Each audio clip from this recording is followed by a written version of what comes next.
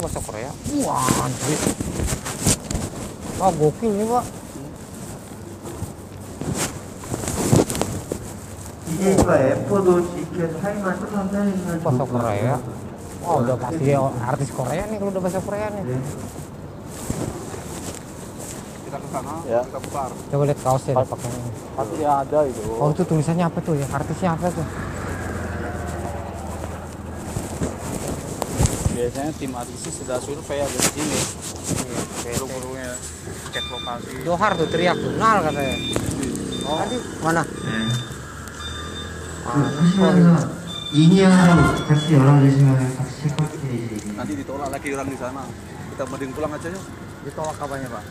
Enggak mending Enggak, ayo enggak bakalan dah. Sama saya. Lewat sini aja luar nah. Saya lewat dalam.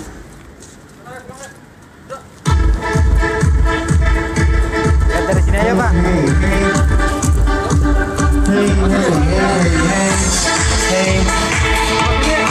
헤이 내가 왔어요.